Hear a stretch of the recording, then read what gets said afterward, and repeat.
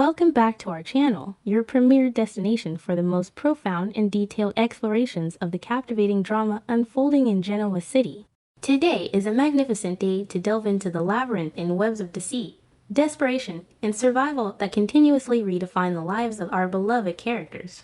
Grab your favorite beverage, find a comfortable spot, and allow us to guide you through the explosive, high-stakes developments that are guaranteed to leave an indelible mark on the landscape of this restless town. The atmosphere in Genoa City has reached an unprecedented level of suffocating tension, driven by relentless conversions of corporate warfare and deeply personal vendettas.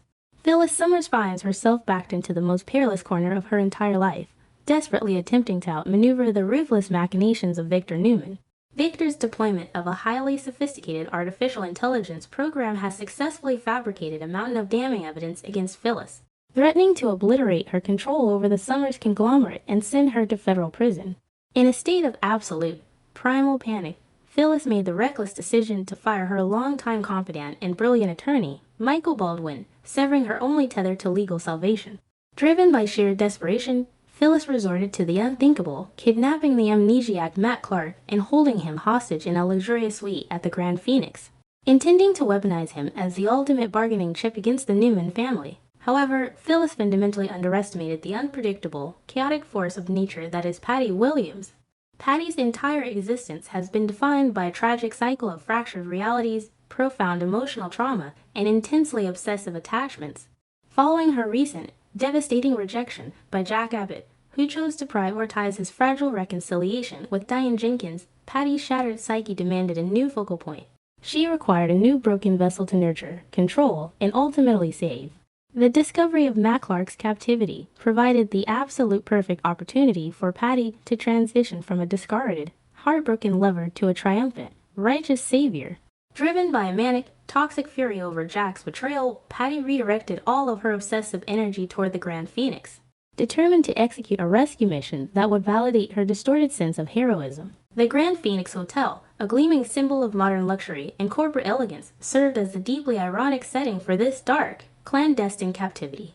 Phyllis believed she had orchestrated the perfect, impenetrable holding cell within the opulent walls of her suite.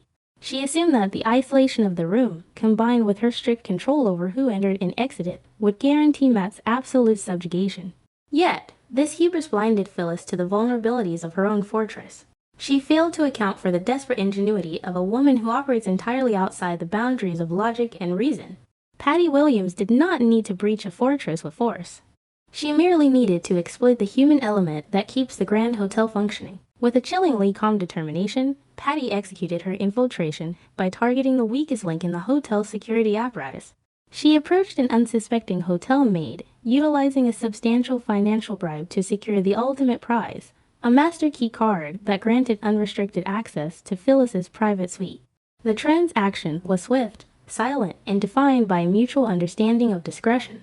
As Patty glided down the plush, carpeted hallways of the Grand Phoenix, her heart pounded with the intoxicating thrill of the impending rescue. In her mind, she was not committing a crime. She was the valiant heroine of a grand, romantic tragedy, stepping bravely into the shadows to liberate a profoundly misunderstood soul from the wicked clutches of a tyrannical captor. When the electronic lock chirped and the heavy wooden door swung open, the visual that greeted Patty was one of stark, unsettling contrast. There sat Matt Clark, a man whose very name once struck visceral, paralyzing terror into the hearts of Sharon and Nick Newman. This was the same relentless monster who had orchestrated horrific psychological torture, faked the kidnapping of Faith Newman, and callously forced Nick into a lethal fentanyl addiction in the scorching deserts of Las Vegas. Yet, in this surreal moment, the notorious predator was reduced to a remarkably helpless state. He was bound tightly by heavy ropes, a cruel gag stifling his voice, his eyes wide with the innocent, uncomprehending terror of a man who possesses absolutely no memory of his own monstrous legacy. The internal agony Matt experienced in that chair was profound and entirely disorienting. His severe amnesia, triggered by a desperate blow from Sienna Bacall, had stripped him of his history, his defenses, and his lethal cunning. He only knew the immediate, agonizing physical discomfort of the tight restraints biting into his skin and the profound, disorienting betrayal perpetrated by Phyllis. This was the same woman who had previously offered him breakfast, clothed him, and presented false smiles of comfort. The absolute vulnerability of his situation was terrifying.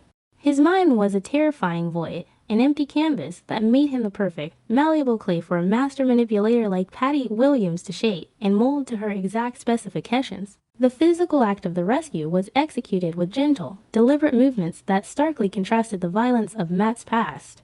Patty approached him slowly, her hands working methodically to loosen the unforgiving knots and pull the gag from his mouth. The sudden rush of unfiltered air into Matt's lungs was accompanied by a wave of profound, overwhelming relief. In this singular, highly charged moment of liberation, Patty established a psychological tether that was infinitely stronger than any physical rope. Her soothing presence, her reassuring whispers, and her gentle touch acted as a powerful anchor in the terrifying darkness of his forgotten life. She did not just untie his hands, she bound his fractured mind to her own. Once the physical restraints were removed, Patty did not hesitate to weaponize Matt's confusion to solidify her control. She carefully and methodically dismantled the elaborate illusion of safety that Phyllis had constructed. Patty explained the cold, calculating truth behind his captivity, revealing that Phyllis Summers never possessed a shred of genuine care for his well-being. She detailed how Phyllis had orchestrated this entire kidnapping to use him as a human bargaining chip, a desperate piece of corporate leverage in a high-stakes, ruthless war against the billionaire patriarch, Victor Newman. Patty painted Phyllis as a heartless predator, ensuring that Matt understood the sheer cruelty of being utilized as a disposable pawn in a game he could not even remember playing. The psychological impact of this revelation hit Matt with the devastating force of a physical blow. The amnesiac man struggled to process the sheer magnitude of the deception. The fragile, fabricated trust he had inadvertently begun to place in Phyllis shattered instantly, replaced by deep, resonant suspicion and a profound sense of betrayal. Concurrently, his reliance on Patty solidified into absolute certainty.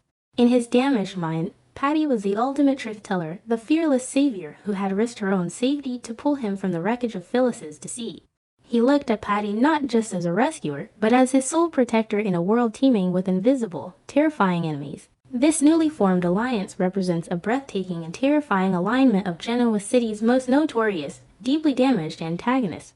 Patty, driven by a desperate, insatiable need for validation, control, and maternal salvation, has found her perfect project. Matt, a historically lethal predator currently defanged by severe brain trauma, has found his ultimate guide. Together, they form an incredibly dangerous, symbiotic relationship built entirely on a foundation of amnesia and delusion.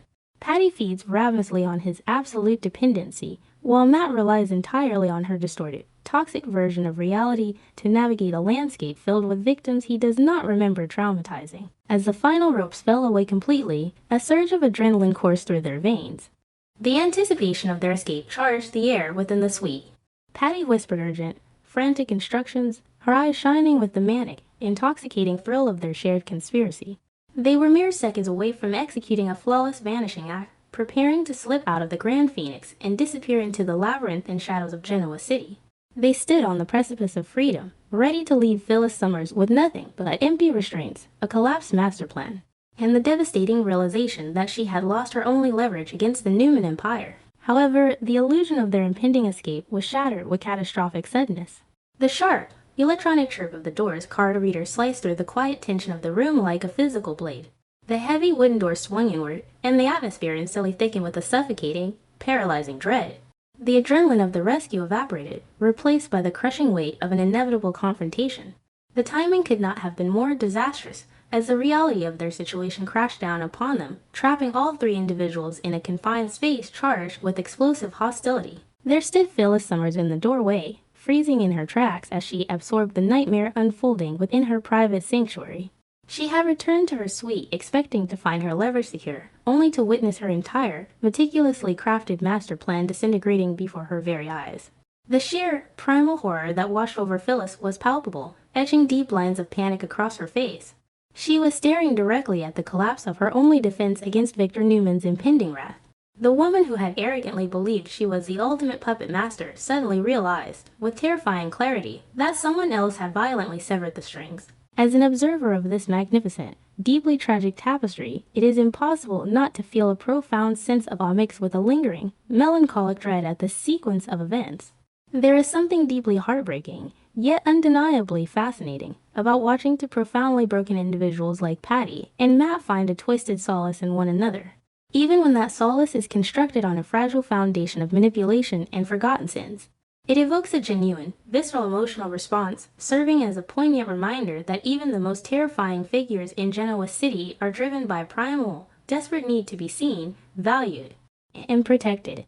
Conversely, watching Phyllis's desperate house of cards collapse elicits a complex, reluctant sympathy. Her sheer, unadulterated terror in that doorway is a raw, deeply humanizing moment that resonates within the soul, proving that beneath her corporate ruthlessness lies a terrified woman fighting a losing battle for her very survival. This explosive standoff in the Grand Phoenix Suite leaves everything hanging in a terrifying, precarious balance.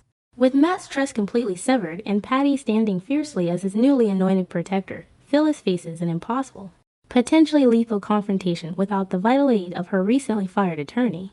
Will Phyllis possess the cunning to manipulate her way out of this deadly, claustrophobic corner, or will Matt's newly awakened sense of betrayal, guided by Patty's toxic and unpredictable influence, unleash a nightmare that Genoa City will never forget? The ultimate consequences of this interrupted rescue remain locked behind that hotel door, waiting to detonate.